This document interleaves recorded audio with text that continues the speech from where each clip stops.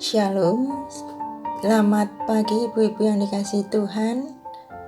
Saya yakin dan percaya hari ini ibu-ibu senantiasa dalam bimbingan Tuhan dan sehat selalu. Ibu-ibu, marilah kita akan mendengarkan kebenaran firman Tuhan melalui renungan pagi. Namun sebelumnya mari kita berdoa kepada Tuhan supaya kuasa Roh Kudus yang menyucikan hati dan pikiran kita. Mari kita berdoa.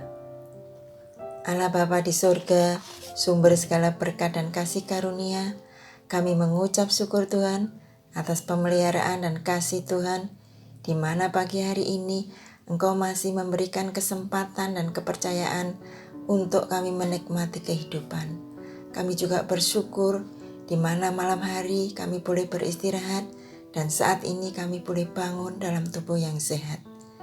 Tuhan Yesus, kami akan mendengarkan kebenaran firman-Mu supaya kami bisa terus hanya berserah dan bersandar kepadamu.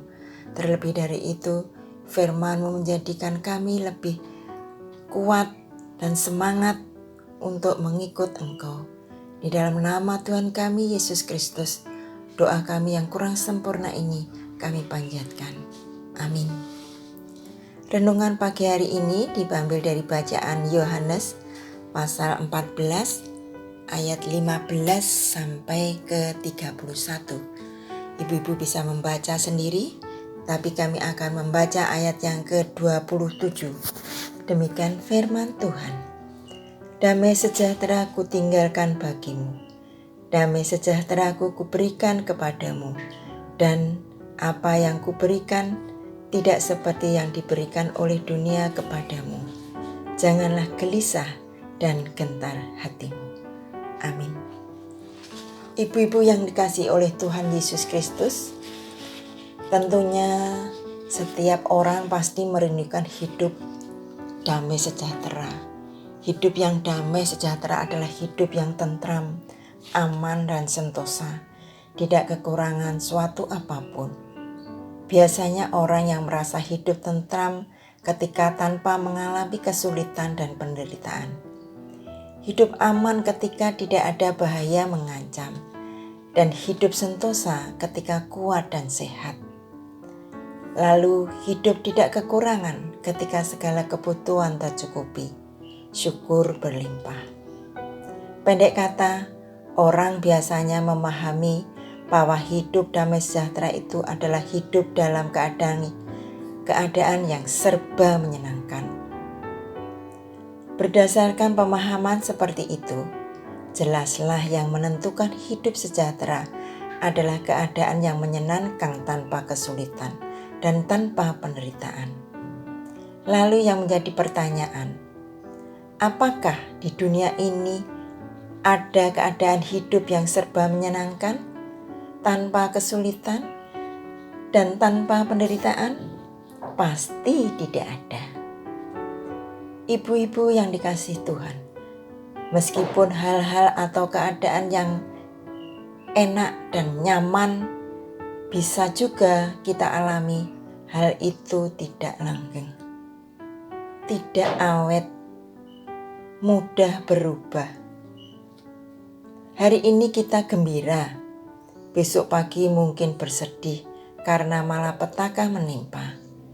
Jangankan esok hari, beberapa jam bahkan beberapa menit ke depan saja dapat menjadi berubah. Contoh saja, ada sebuah keluarga yang berhasil membangun rumah mewah dengan dana yang cukup lama mereka kumpulkan. Namun tanpa diduga, rumah mewah yang baru saja dibangun tersebut hancur lebur dalam waktu sekejap karena diguncang gempa yang dahsyat. Betapa cepatnya kemewahan dunia itu lenyap. Dan tentunya masih banyak lagi contoh-contoh yang lain. Ibu-ibu yang dikasihi Tuhan, lalu di manakah sumber damai sejahtera yang sejati? Yaitu di dalam Allah yang Maha Kasih. Allah yang menyatakan diri dalam Yesus Kristus itu yang telah mengaruniakan damai sejahtera yang sejati. Ketika kita berada dalam perlindungan Allah dan dalam keadaan kasih-Nya, kita akan merasakan kedamaian. Sebab Allah adalah kekal. Kasih setianya tidak pernah berkesudahan. Allah selalu ada. Allah selalu siap menolong. Keadaan dan hal-hal duniawi bisa hilang, bisa rusak, tetapi Allah dan kasih-Nya kekal selama-lamanya. Dalam Yohanes, Tuhan Yesus bersabda, Yohanes 14 ayat yang ke-27, demikian juga sebenarnya hidup kita dikelilingi beraneka ragam bencana, kesulitan, penderitaan, tantangan hidup yang sewaktu-waktu dapat menimpa kita, namun kita merasa berlindung kepada Allah, Sang Batu Karang yang teguh. Hidup dengan mempercayakan diri sepenuhnya kepada Allah dapat membuat kita mengalami damai sejahtera dan mengalahkan keadaan yang tidak menyenangkan. Ibu-ibu yang dikasihi Tuhan, panjenengan dan saya merindukan sejahtera. Percaya, berserahlah kepada Tuhan, dan berlindunglah kepada Allah yang Maha Kasih, karena Allah setiap saat, setiap waktu senantiasa melihat keadaan kita. Amin. Mari kita berdoa. Terima kasih Tuhan, kebenaran firman-Mu.